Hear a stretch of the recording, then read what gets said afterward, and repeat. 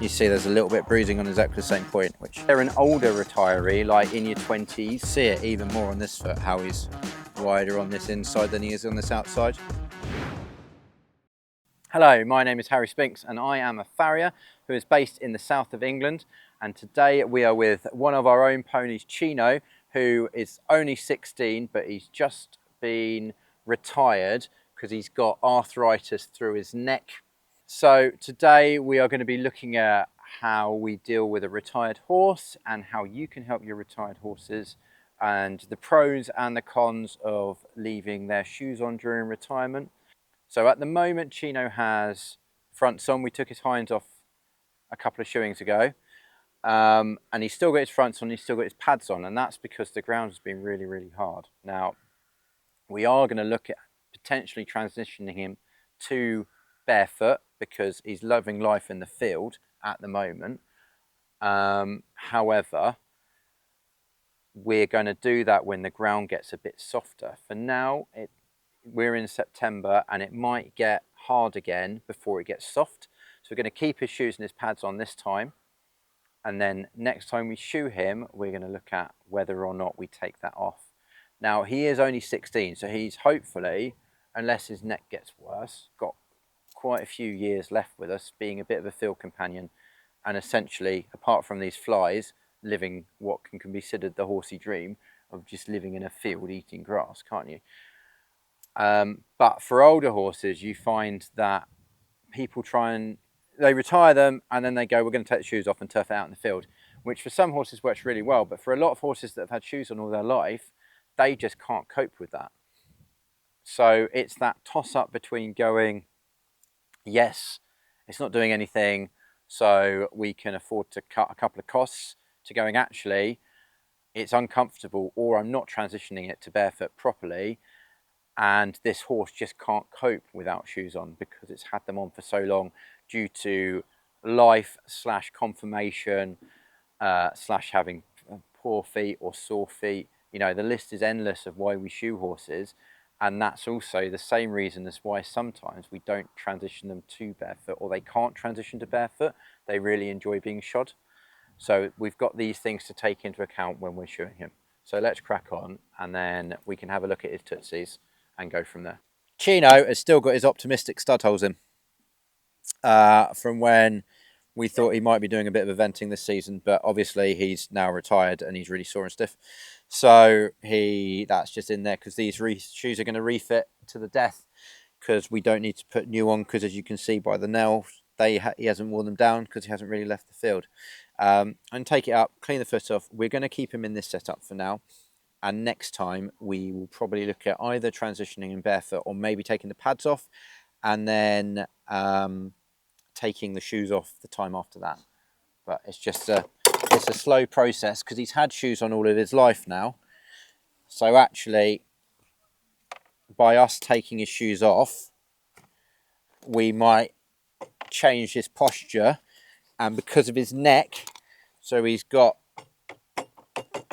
arthritis between C6, C7 and T1 of his neck. So at the base of his spine, at the base of his neck.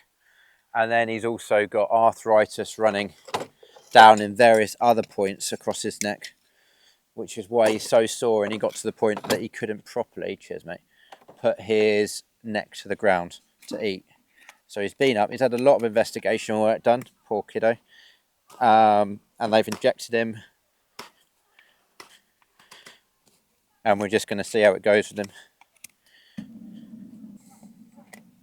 So again, I'm just shoeing him, prepping his feet out as we would do with any horse normally.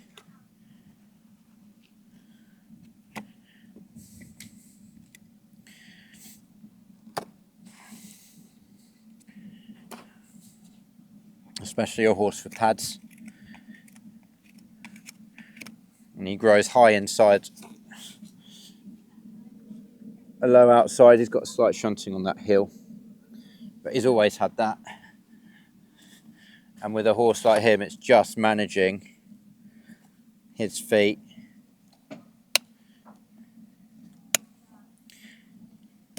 to manage his conformation.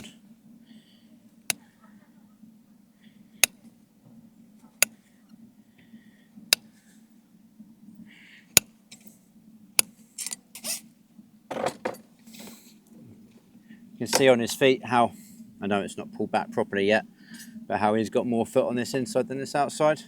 So we just try and support that for him. But that's because of his conformation. Flow, out of the way, good girl. And how he grows, and Flow is going to be vomiting all over our bed later. So normally you don't find bruising under pads, but I just think where he's been so sore, it's just changed the way that he's standing on it a little bit. So that's what that little bit of bruising's for. I'm just going to forward dress his feet. I'm just forward dressing him to bring those foot distortions into place, because he grows, because of the way that he grows, that foot likes to bulge out on this inside, for a better use of a word. So we're just bringing that all back into play.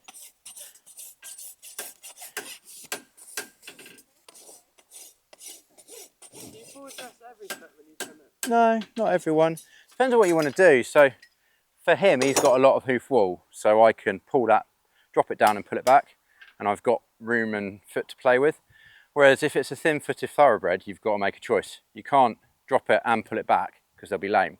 So you go, right, this time I'm going to drop it a little bit, the next time I'm going to pull it back a little bit, and then you kind of, it's that weighing up the pros and cons of whether you can take it from the top or the bottom, but you can't do both all of the time. Some horses like him, you can give it a little tickle.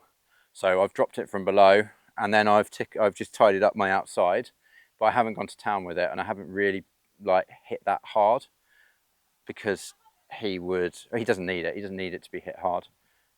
His feet aren't in a bad place now for him and his conformation.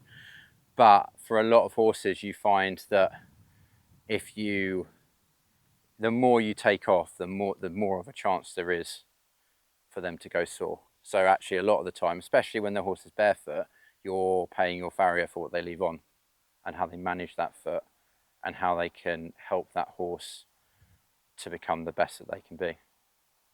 Hey kid, should we burn this on? Don't need to take much of a clip out of these because we've got that pad on, but I do want to just take a little bit. And then we're giving him a little bit of support down this outside. Because we're fitting with a pad, we are just giving a little bit of extra width. If it was a wedge pad, we'd be giving a lot of extra width, but we don't really need to. Cheers, mate.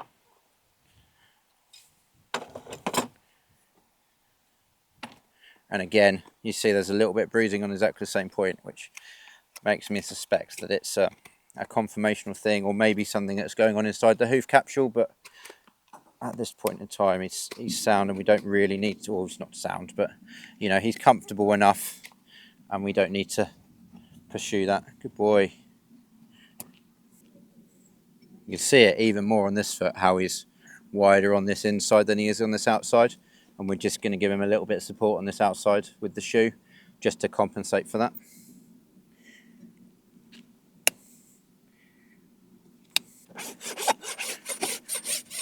And again, when I'm showing him, I'm using my hands to feel around, so I can feel here that it's wider. You visibly see it, but you can feel that it's wider as well. So I'm just going to back that up into a bit better shape.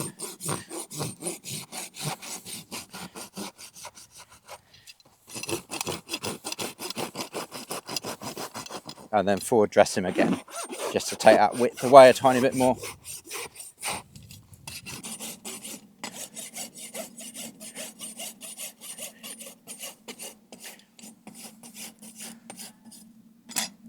He's just had a little abscess here at some point.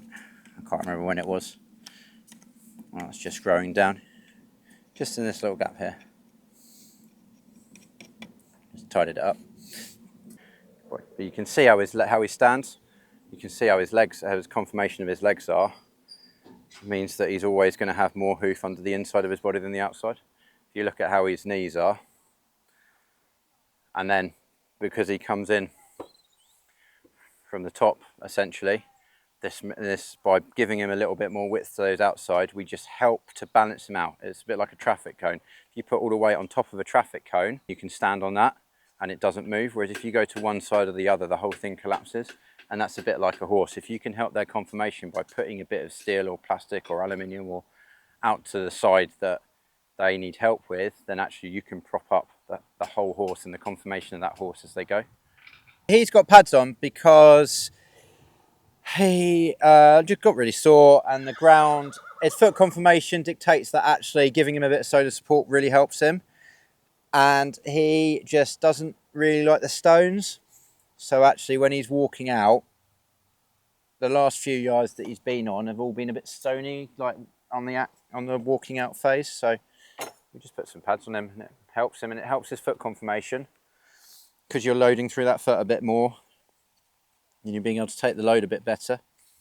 And it helps him with his soundness because he's not feeling the ground. Hello, Chino. And I've again gone for too much dental impression material.